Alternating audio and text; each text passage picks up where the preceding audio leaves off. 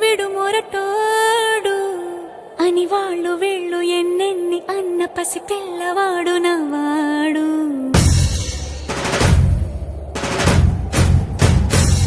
విడు ముండోడు అని ఊరు వాడ అనుకున్న గాని మహారాజు నాకు నవాడు.